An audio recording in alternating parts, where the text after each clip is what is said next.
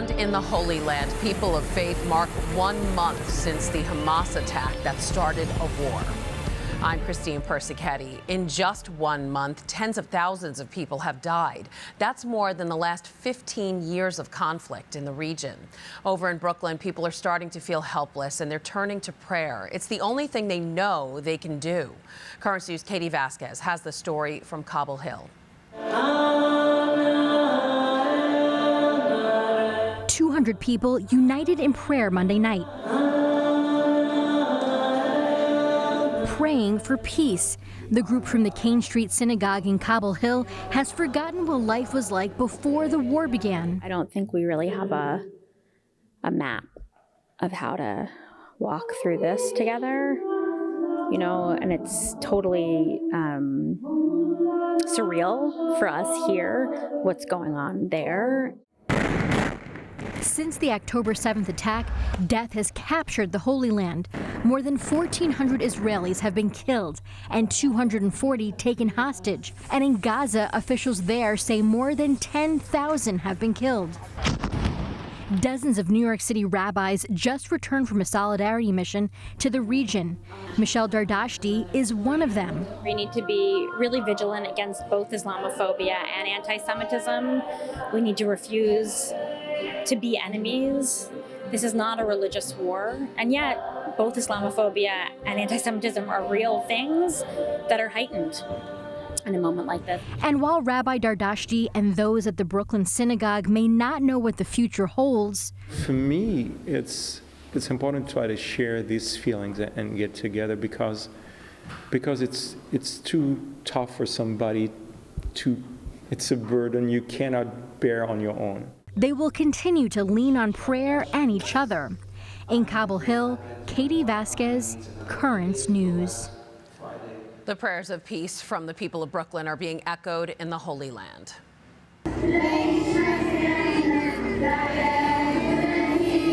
Those are the kindergarten students of Terra Santa in Jerusalem, a Franciscan school that teaches kids from kindergarten through high school. It was during their morning prayers last Saturday that the students decided to hold a moment of reflection and prayer, displaying handmade anti-war signs, some even dressed as angels, all to ask for peace between Israel and Hamas. Two top Franciscan friars in the Holy Land say the children and this school itself are perfect symbols for peace. Il modo con cui si cerca di educare alla pace è prima di tutto educare all'accettazione reciproca, alla convivenza. Nelle nostre scuole generalmente vivono insieme cristiani e musulmani. Vogliamo vivere come bambini e vogliamo la pace, non vogliamo questa guerra.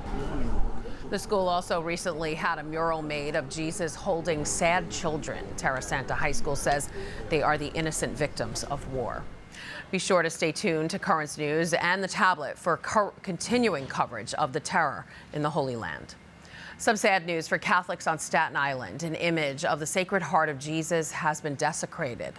This statue of the Son of God outside of Sacred Heart Church was found on All Saints' Day with its hands cut off. Shortly after, a parishioner found the church's statue of St. Francis had been decapitated. Deacon James Cowan spoke to Currents News about his and the church's reaction to the crime. Angry, okay. When we announced it at the masses, there were audible gasps. You know, many are scattered across the country now. And they all came back with really all shock, disappointment, and the commentary. You know, that's the environment in which we're living right now.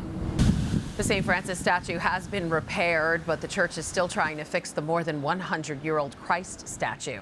The NYPD is investigating, however, surveillance cameras were not positioned near the statues. Police are still looking for the suspect who desecrated a statue of Mary in a similar way last week in Queens. The more than century-old statue at St. Andrew Avellino Church in Flushing was also found missing a right hand and has a damaged left one. Now for some happy news for the Diocese of Brooklyn. A new priest is on the way. Deacon Tobeshuku Ofkia was made a transitional deacon last Saturday at St. Joseph's Seminary in Dunwoody. He, along with 3 other transitional deacons, is on track to be ordained a priest for the Diocese of Brooklyn by Bishop Robert Brennan next June. Until then, Deacon Ofkia will continue his theological studies at Dunwoody while assisting at Sacred Heart of Jesus Church in Bayside. And finally tonight, one man has made it his mission to preserve World War II history.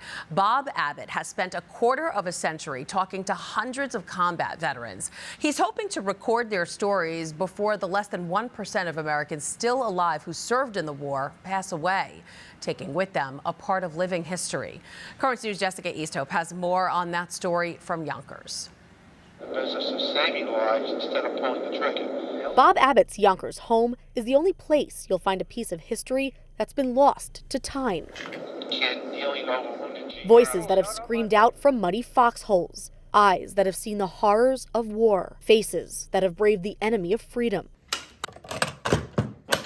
Bob's interviews of 200 World War II combat veterans live here. It's gruesome. People don't realize what war is like. There's no such thing as Memorial Day one day a year, and Veterans Day one day a year. We enjoy their sacrifice and service every day. For the last 25 years, Bob has been pressing record over and over and over as the Greatest Generation gave graphic details of their service. Charlie Bayano, POW. Some stories were violent, some were shameful to tell. But if you ask Bob, Lorenzo Dufo, member of the first All-American, All-African-American ship in World War II. Every story was heroic. In one way, it was almost like going to confession.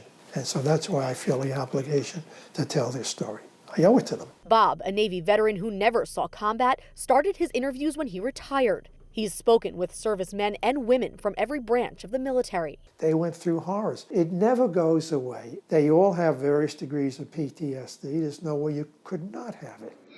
All 200 of his interview subjects have died. Ed Carafa saved Bob Dole's life in World War II. For many of them, Bob is the only person to ever hear their story. The youngest World War II veteran would be about 96 today. Not many are willing or able to share their stories. But if there's one veteran who is, Bob and his tape recorder are ready to go. In Yonkers, Jessica Easthope, Currents News. Before we go, a quick moment to remember the men who have faithfully served the people of God who are no longer with us. Brooklyn's Bishop Emeritus Nicholas DiMarzio celebrated a Mass Tuesday at the Immaculate Conception Center in Douglaston, Queens, to pray for the priests and deacons who have returned to the Lord in the past year. We join them in their prayers and wish to thank those priests and deacons for their ministry. And that is this Currents News Update. I'm Christine Persichetti. Thank you for joining us because we are putting your faith in the news. Hope to see you again next time.